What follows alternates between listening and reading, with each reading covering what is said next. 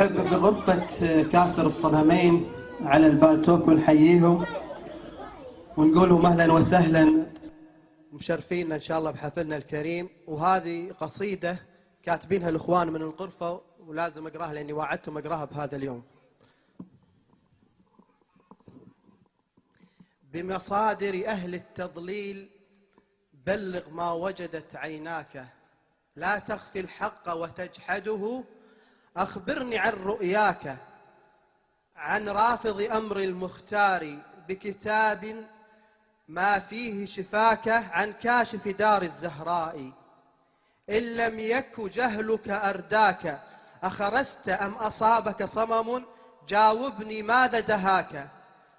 فأجاب لسان البكري ما كنت أعلم لولاك، يا بكري تفكر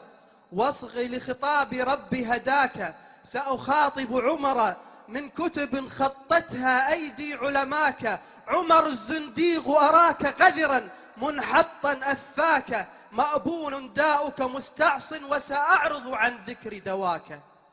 عن ظلم الآل وبغضهم رب الأكوان نهاك، تتمنى لو أنك بعر والبعر لا يرضاك، الجن تخافك يا عمر هل جن الجن ليخشاك،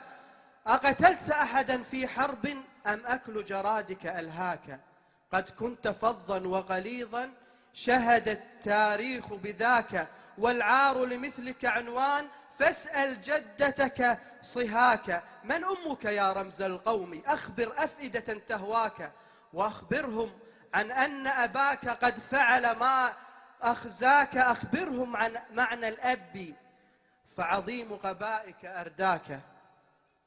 أخبرهم أنك مبتدع أحدثت ما شاء هواك، حرمت المتعة والسبب أن تشفي داء بغفاك، والعار لمثلك عنوان فاسأل جدتك صهاك، من أمك يا رمز القوم أخبر أفئدة تهواك،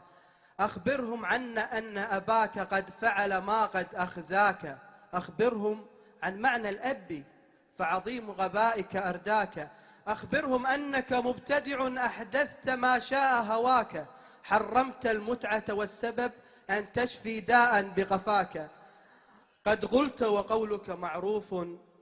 منديلك هو نفس حذاك، وخطبت بالناس خطابا أضحكت البشر لغباك، حرمت على الناس جميعا أكل البيض بفتواك، أحدثت على المنبر فخرس ما شأن الناس بفسواك، ما هذه الأخلاق أجبني يا غردا ظنوك ملاك،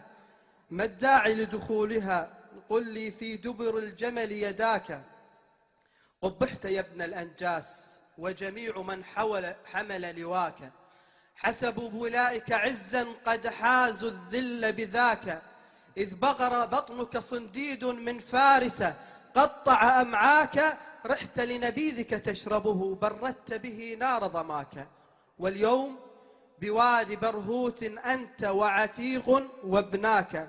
قد خص الله للعنكم شيعته وخص الأملاك، فلعنك الله يا عمر وبماء كالمهل شواك، ولعنك الله يا عمر من كأس الزقوم سقاك، ولعنك الله يا قذر ما قعر جهنم لسواك. صلوا على محمد وآل محمد.